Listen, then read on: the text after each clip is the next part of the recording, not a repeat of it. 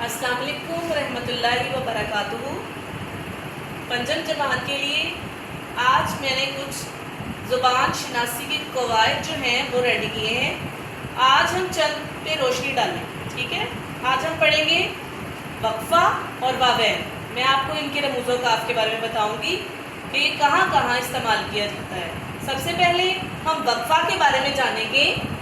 وقفہ یہ اس طرح کا سائن ہوتا ہے، سمبل ہوتا ہے، دیکھیے ذرا، اس کو اس طرح نشاندہی کی جاتی ہے۔ وقفہ کا استعمال جملوں کے بڑے بڑے اجزاء کے درمیان ہوتا ہے جہاں سکتہ کے بالمقابل زیادہ ٹھہراؤ کی گنجائش ہو۔ کسی کو اس بات کی سمجھ آئی ہے اسٹوڈنٹس؟ وقفہ وقف کو کہتے ہیں۔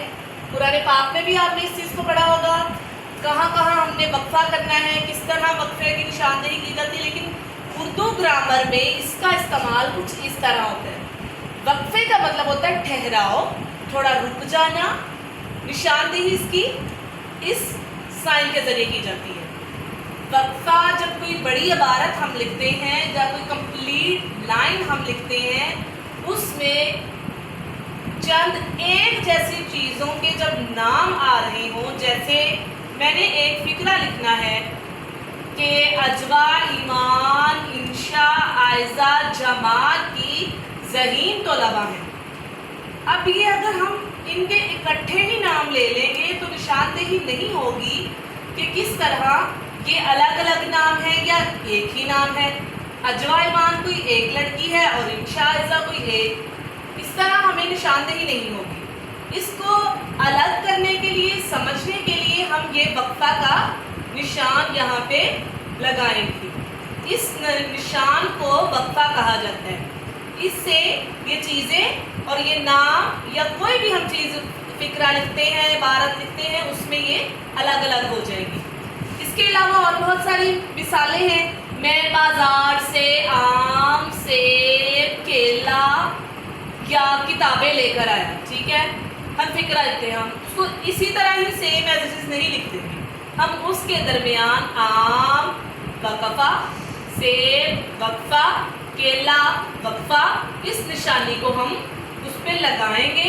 اس سے ہمارا جو عبارت ہے یا جملہ ہے جو ہم نے لکھا ہے، اس میں چیزوں کے الگ الگ ہونے کی نشاندہی ہو جائے گی۔ یہ تو ہوگی وقفے کی ڈیفینیشن۔ امید ہے کہ آپ اس کو سمجھ چکے ہوں گے۔ اب اس کے چند اور رموز و کاف ہیں زبان شناسی میں، عبارت لکھنے میں، عبارت کو پڑھنے میں، عبارت کو نوٹ بک پہ رائٹ کرنے میں ہمیں کچھ اصول جو ہے وہ اپنانے پڑتے ہیں۔ اس سے ہمارے لکھنے میں خوبصورتی بھی پیدا ہو جاتی ہے اور پڑھنے والے کو سمجھنے میں بھی آسانی ہوتی ہے۔ اب یہ آپ دیکھ رہے ہوں گے، یہ دو چھوٹے چھوٹے جو واو کے نشان ہیں، اس کو واوین کہا جاتا ہے۔ کیا کہا جاتا ہے؟ واوین۔ واوین رموز و اقاف میں ایک ایسا سمبل ہے جس میں کسی ادیب کا قول یا کوئی اقتباس ہو، ہم ہو نقل کیا جائے، اس کو نقل کریں، مطلب اس کو دوبارہ سے لکھیں، کوئی حدیث لکھیں، کوئی خاص قول لکھیں، کسی کا قوال زری لکھیں، مطلب یہ ہم پوری سپوز عبارت لکھ رہے ہیں، اس میں ہم کوئی حدیث کوٹ کرنا چاہ رہے ہیں یا کوئی قول نقل کرنا چاہ رہے ہیں، اس کو ہم واوین میں رائٹ کریں گے۔ واوین لگانے سے عبارت میں اسے ایک خصوصی جگہ اور مقام جو ہے وہ مل جائے گا۔ اب یہاں پہ میں نے آپ کو ایک ایگزامپل دی ہے، صفائی نصف ایمان ہے۔ یہ ہماری بہت پیاری رسول اللہ صلی اللہ علیہ وآلہ وسلم نے حدیث ہمیں بتائی ہے، جسے ہم صبح بھی پڑھتے ہیں۔ میرا خیال ہے آپ لوگوں نے حدیث آف دا ڈے میں بھی اس کو پڑھا ہوگا، ٹھیک ہے۔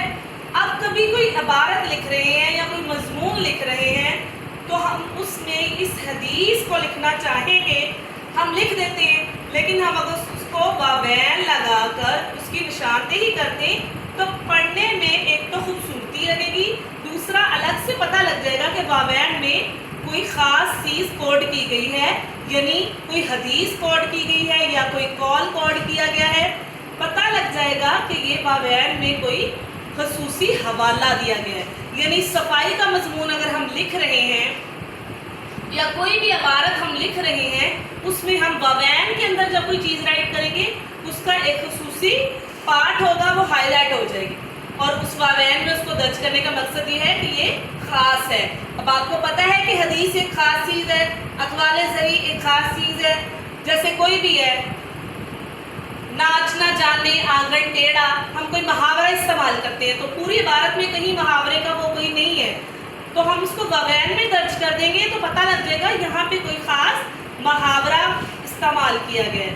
اسی طرح حدیث کے ساتھ ہم نے اسی طرح واوین میں رائٹ کیا ہے۔ تو امید ہے کہ آپ آج ان دونوں زبان شناسی کے جو اصول ہیں انہیں سمجھ گئے ہوں گے۔ آج ہم نے پڑھا ہے وقفہ اور واوین۔